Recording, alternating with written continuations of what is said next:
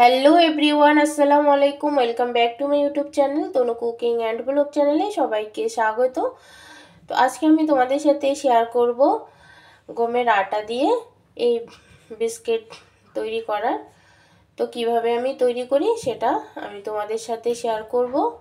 আর please বন্ধুরা পুরো ভিডিওটি একটা লাইক দিয়ে কন্টিনিউ করার চেষ্টা করবেন।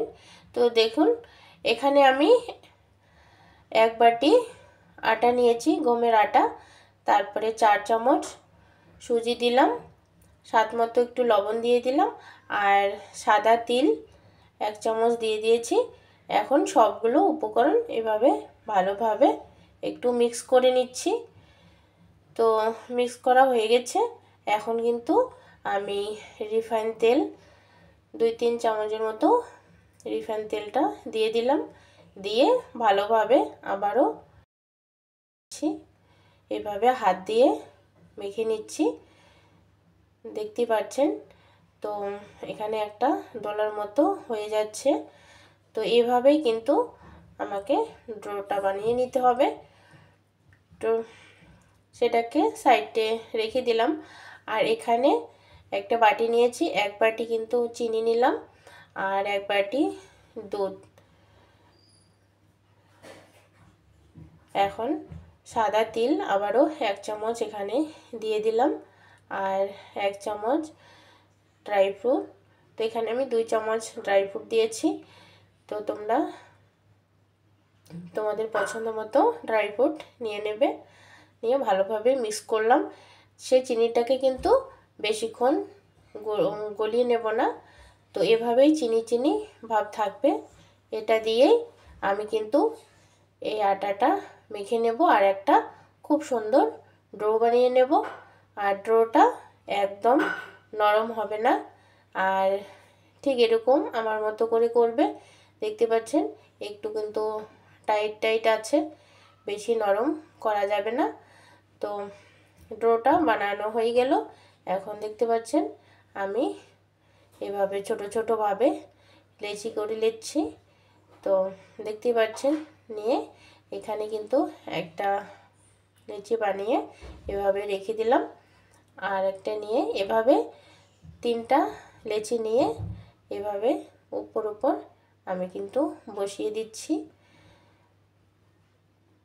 আবারও একটা নিয়ে তার উপরে এভাবে দিয়ে দিলাম, আর উপরে সাদা তিল আবারও একটু দিয়ে দিলাম। খেতে কিন্তু দারুণ লাগবে এই তিলটা দিলে। আর এভাবে একটু বেলে নিচ্ছি। তো দেখতে পাচ্ছেন টাইট হয়েছে, তো সাইডগুলো একটু তো ফেটে যাবে, তো কোনো ব্যাপার না। আর এখানে একটা বোতলের ঢাকনার সাহায্যে আমি কিন্তু এভাবে সেভ করে নিলাম। আমি কিন্তু এভাবে ছোট ছোট বিস্কিট সাইজ করে নিলাম।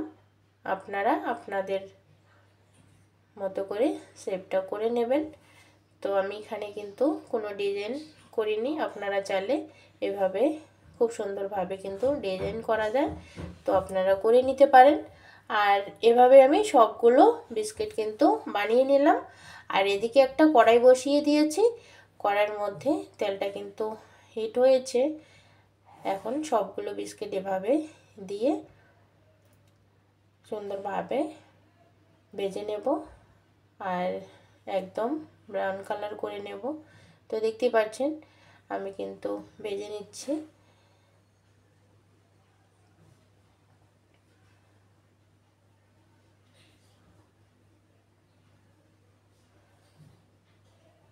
এভাবে সবগুলো বিস্কিট আমি ভেজে নেব। তো দেখতে পাচ্ছেন বিস্কিটটা কিন্তু আমি উল্টে দিয়েছি এপাশ ওপাশ, খুব সুন্দর করে কিন্তু ব্রাউন কালার করে কিন্তু আমি ভেজে নিলাম, আর বেশি ভাজবো না। তো দেখতে পাচ্ছেন আমি কিন্তু ঠিক এরকম কালার করে নিব।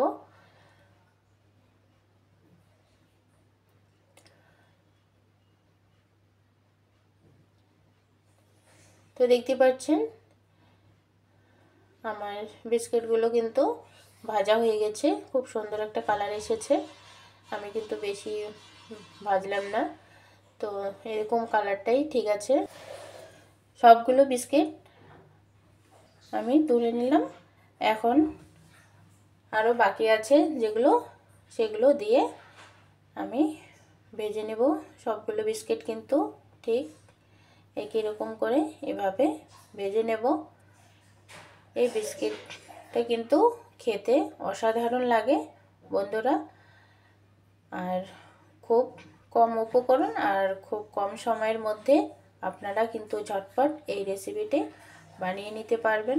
বিশ্বাস করবেন না, আপনারা চা বসিয়ে দিয়ে এই বিস্কিটটা কিন্তু আপনারা তৈরি করে নিতে পারবেন।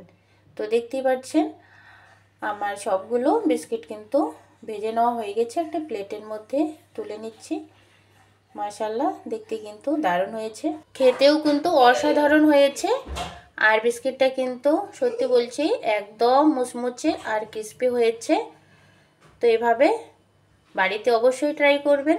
আশা করি আমার এই রেসিপিটি আপনাদের ভালো লেগেছে। ভালো লাগলে লাইক শেয়ার কমেন্ট অবশ্যই করবেন। তো যারা যারা এখনও আমার চ্যানেলটি সাবস্ক্রাইব করেননি প্লিজ সাবস্ক্রাইব করে আমার পাশে থাকবেন। সবাই ভালো থাকবেন, সুস্থ থাকবেন। আল্লাহ হাফেজ।